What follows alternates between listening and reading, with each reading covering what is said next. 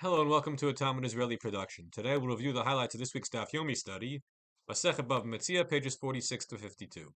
Memvav, 46. Rabbi Yochanan Amar Dvar Torah Ma'ot Konot. That Rabbi Yochanan says under Torah law, you're allowed to and able to buy metaltal in movable objects by way of paying cash alone, without any further form of acquisition, and that the items become yours. However, under rabbinic law, that isn't true. Under rabbinic law, there has to be a physical means of acquisition.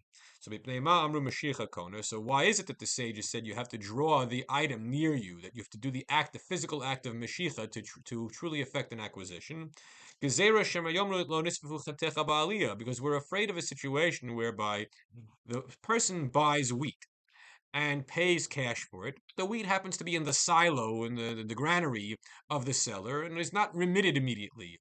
And then a day later, before the handoff gets to occur, the seller tells the buyer, by the way, there was a fire and all of your wheat burned down, and there's nothing left. And I don't have to reimburse you because it was yours, not mine. That's unfair. We don't want that to happen. So therefore, we say that you require a physical act of Mashicha in order for the deal to be done. Mem Zayin, 47. It says in Megillat Ruth, Vizot lefanim b'Yisrael. This was the way of life in ancient Israel. Ala geula v'latmura, regarding redemptions and exchanges. L'kayem kol davar, to seal the deal. Shalaf ishna lovra tan reuv. A person would take off his shoe and give it to his fellow. So the question is, in that classic case where Boaz was acquiring the rights to redeem Naomi's fields and to marry Ruth, who took off the shoe and gave to whom? Was it Boaz giving to the Ploni Almoni character, or was it Ploni Almoni giving to Boaz? So we have Machloket Tanaim. Minatan Lami, Boaz Natan Lagoel. The Tanakama says Boaz gave his shoe to the closer redeemer, the Ploni Almoni character. Rabbi Yehuda says no, Goel Natan LaBoaz, that it was the Ploni Almoni character who gave to Boaz. 48. Hamalvet Chavero al Hamashkon v'nichnesa hashmita. What happens if a person lends money to his fellow and the sabbatical year is approaching, but there was a collateral? Now, bear in mind that the sabbatical year, the Shemitah, will serve to cancel loans given one Jew to another. However, if collateral was given, then the loan is not canceled. The question is, what if there was only a partial collateral on the loan? Let's say the loan was $100, and the item of value that was handed over as collateral is worth $50 or $60 or $70. What do you do then? So afal pish eno shava elaplag, even if the collateral was only worth a portion of the total amount of the loan, eno mishamet, the loan is not canceled. The collateral works. So says Shimon ben Gamliel.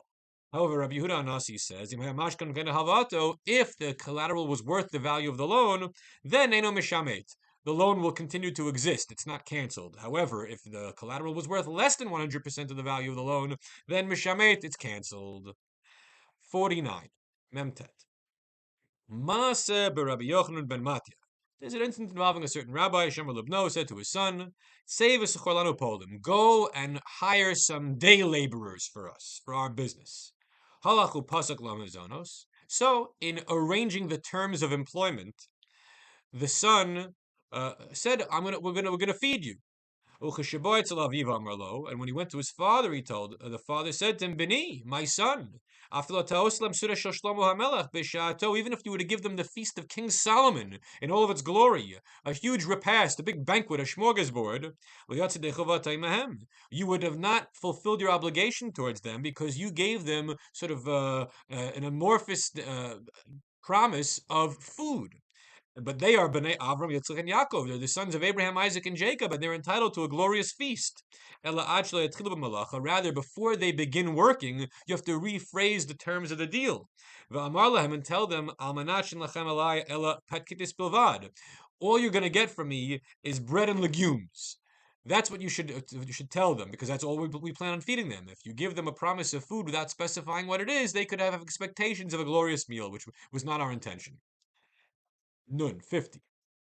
Amar Rava. So after a long discussion about what kind of deals get reversed when there's price fraud, Rava tells us what the halacha is, the bottom line law. If the fraud amounts to less than 1/6 of the total value of the sale, then what's done is done.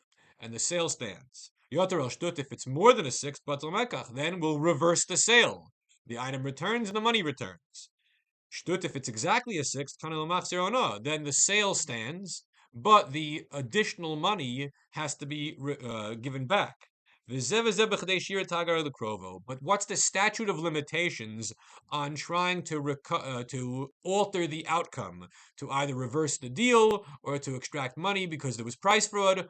Only the amount of time it takes to show the item to a family member or to a professional, who then would alert the customer or the seller that something went terribly wrong here. Nun Aleph, 51. The fraud is halachically relevant whether it's perpetrated by the seller or by the buyer.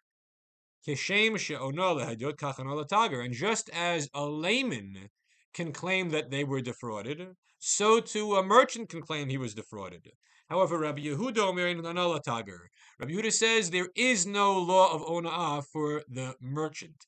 What does that mean? Of course, he could be guilty of it, but one interpretation of the Gemara is that he can't sue that he was bamboozled, because he would know better since he's an expert in these things. Nun bet, 52. Amar Mar.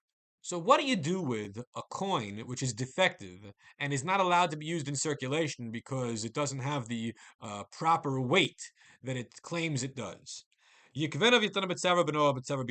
you can make it as a medallion for your child, for your small child. In other words, you don't want to throw it in the garbage because it has some residual value. You make it into sort of a jewelry item.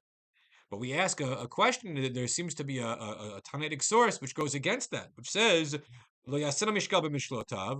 don't make it into one of your weights, and don't make it into jewelry for your kids. Rather, what should you do? Rather, you should grind it up so that it disappears completely and you just have the powdery substance that's left, or throw it into the Dead Sea. But you can't have jewelry for a child made out of a defective coin, because lest it be reused for illegitimate financial purposes. So how do we reconcile these two sources? The answer is that if you were to make the metal into a piece of jewelry with a clipping on the side, that could potentially be reused as a coin illegally, and so we don't want you to do that. It's forbidden. However, if the jewelry has a puncture, a hole in the middle of the coin, and that's how you make it into a necklace for your kid, then the coin's never going to be reused. There's no problem with doing that whatsoever. Everyone have a great week.